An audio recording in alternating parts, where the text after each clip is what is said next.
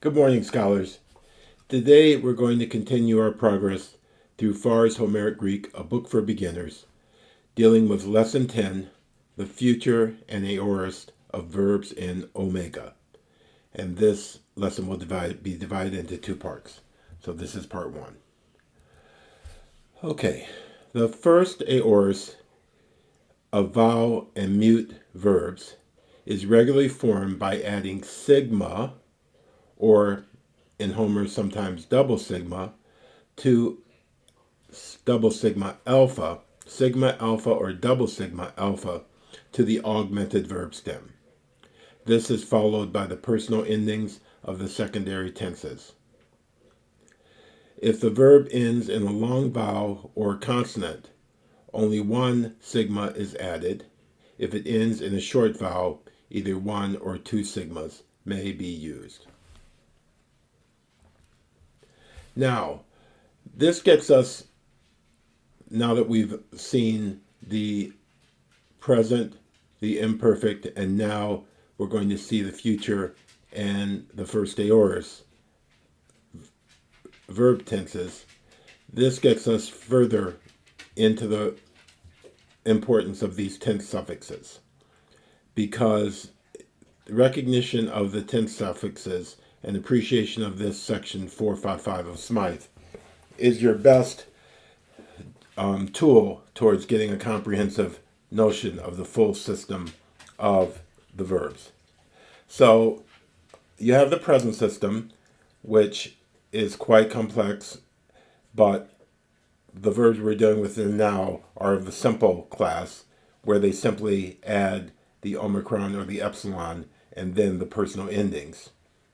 But then you have the future system, which you see at sigma and the thematic vowels of omicron or epsilon.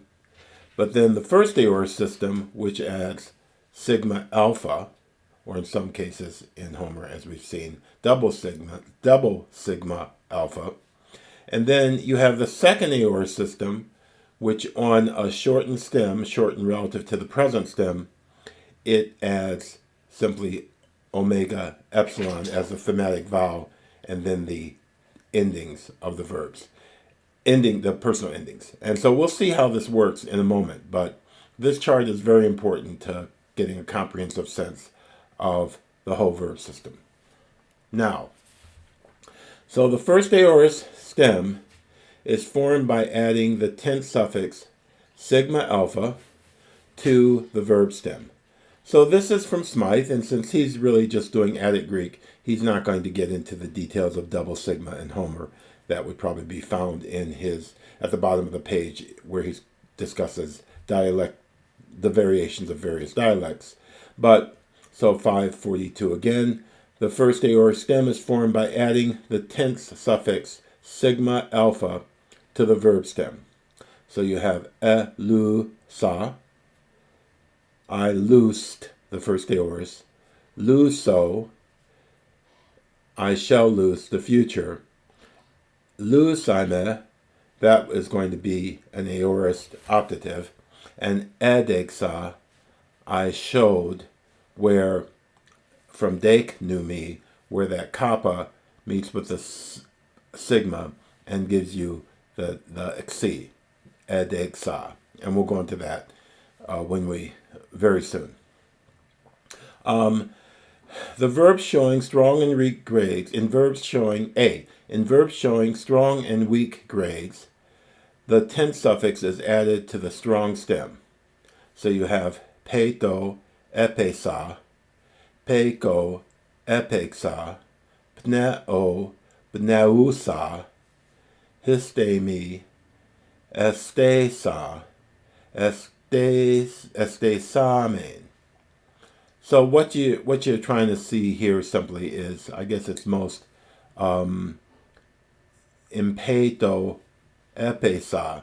You also have the weaker stem pi iota theta, and that will show in the second aorist. But he's just showing you as a general case, the tense suffix of the first aorist is added to the stronger form of the stem. So you see that in pneuo, to breathe, it's added to the epsilon, upsilon form of the stem. Epneusa. Okay. As far as your vowel verbs are concerned, verbs ending in -o, o-o, or a-o, that is epsilon, omega, omicron, omega, or alpha, omega. Verb stems ending in a vowel lengthen a short final vowel before the tense suffix.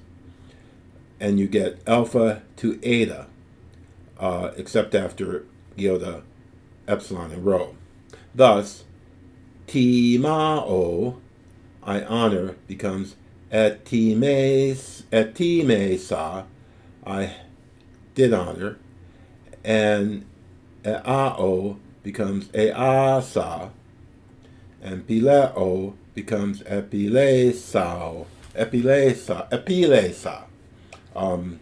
I find dear or I love. Okay, so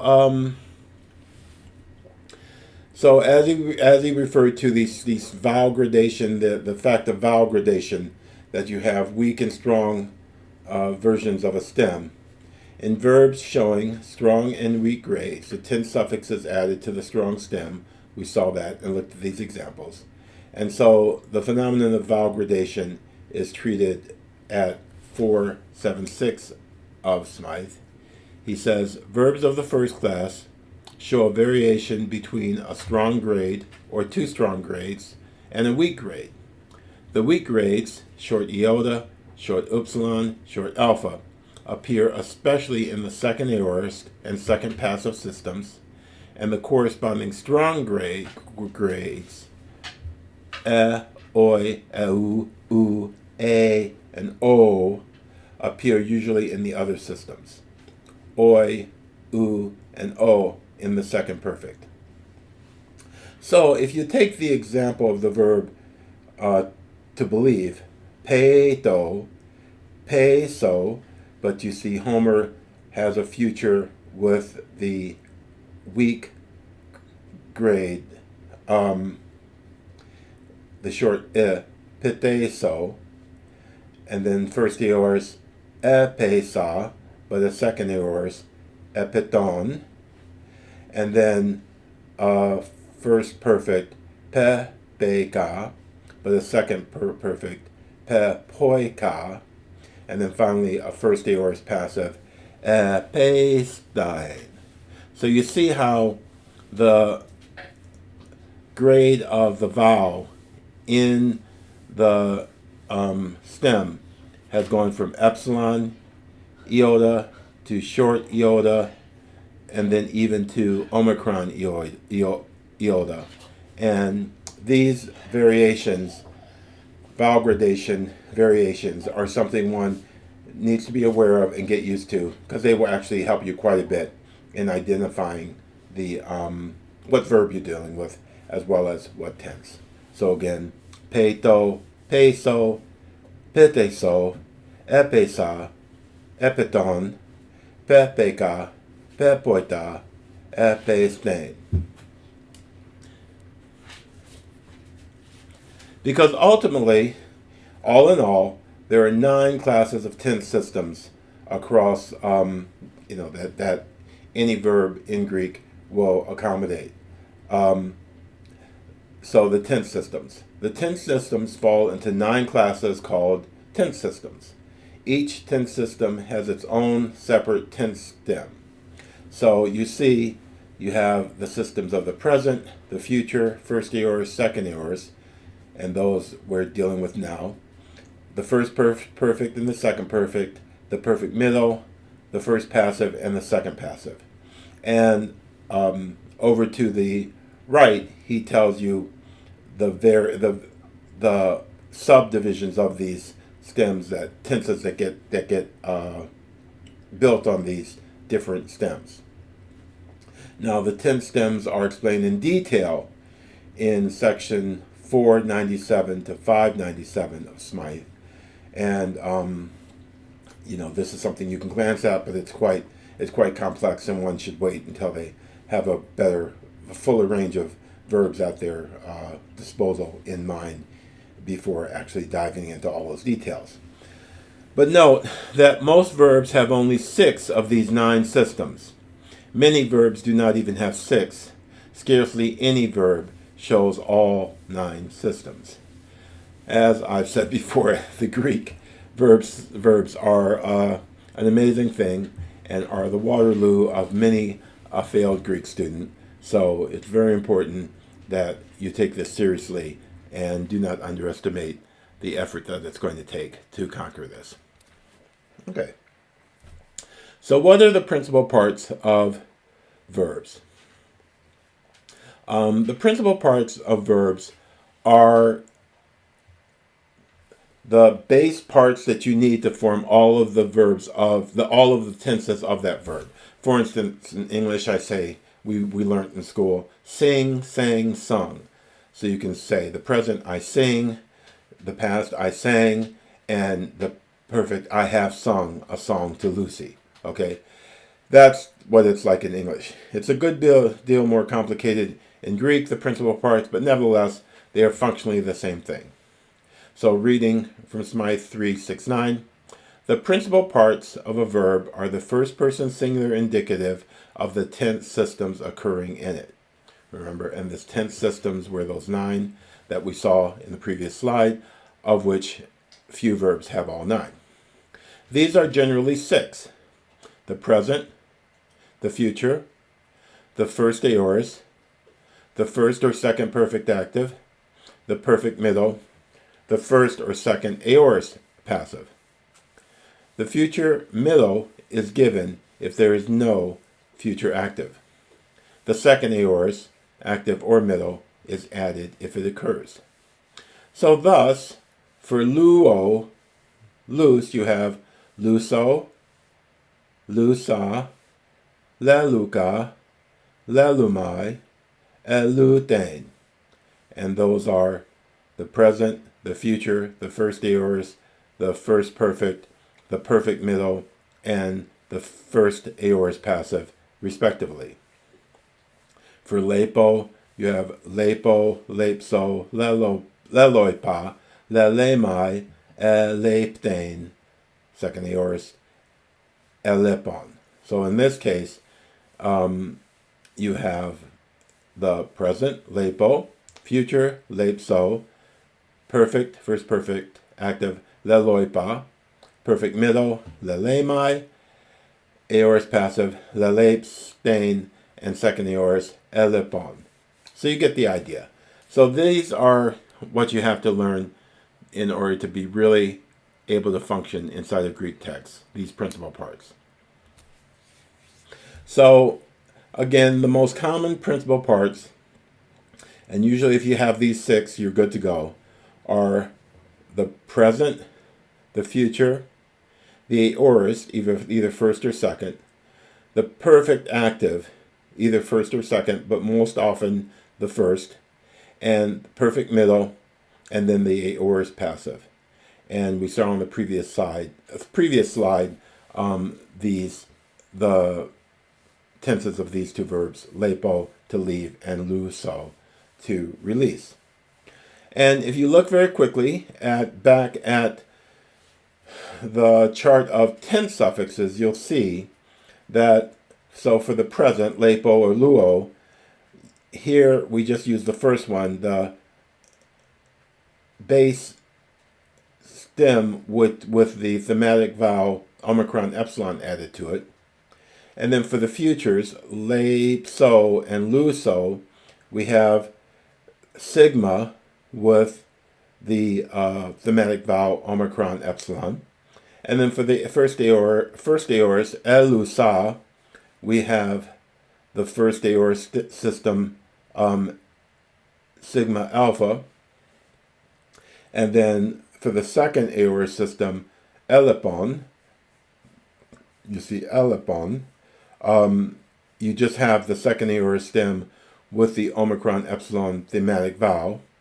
And then for the first perfect system, you see leluka, you see the ka, you have the kappa, alpha. And then for the perfect middle system, you have nothing, but the ending is added directly to the present stem, mai, and that first mu has occurred for phonetic reasons, and the laws regulating what happens when the endings meet the consonants of the stem are rather complex and are treated separately and later. But in lelumai, where our stem is lu, and you just simply have the mai, mu, alpha, iota added right to the stem lu. And then finally, the first passive system, which has theta, eta, or theta, epsilon. You see the theta, eta in eleptain. And again, that pi has been aspirated because of the theta aspiration. And then elutain, you have the theta, eta of the first passive system. So, again, this chart of tense suffixes is very important to getting a systematic sense of what's going on with this very complex system of the various Greek verb stems. Okay. So again, back to qualitative vowel gradation. In the same root or suffix, we find an interchange among different vowels and diphthongs, similar to the interchange of sing, sang, sung. The verb stem may show numerous modifications in form. And so look at these examples at 373 if you want to appraise yourself of this. But you might hold off until you know some more verbs, and I will be explicating this as we learn our verbs with Pharr. Thus, I say, familiarity with the stems of verbs greatly facilitates the recognition of these tense forms. So this is why we're going to pay so much attention to stems and roots. Now the chief vowel grades are found on the table of section 36 of Smyth, and you should look at that. And then there are these examples for each grade, which you might look at later once you've learned a little more, got a little further along the road. But it's just very important that you recognize that these vowels can change between the consonants that make up the root. Okay, so the verb stem or theme. The tense stems are made from one fundamental stem called the verb stem. This verb stem may be a root, as in to, or a root to which a derivative suffix has been added, as in ti-ma-o. So both of these forms mean honor, but one is a root itself, the tau long iota, and the other is a root to which a suffix has been added, ti-ma-o. So this is, again, the type of consciousness you need to have if you're going to really master these verbs. So going back to this fundamental notion of a root, roots are the fundamental part of a word which remain after the word has been analyzed into its component parts. This is called the root. When a stem agrees in form with a root, as in podos, the genitive of pous, foot, it is called a root stem. A root contains the mere idea of a word in its vaguest and most fundamental and abstract form possible. Thus, the root lambda epsilon gamma, and in another form, lambda omicron gamma, contains the idea of saying simply. By addition of a formative element, omicron, of the thematic vowel of the verb, we arrive at the stems lego and logo.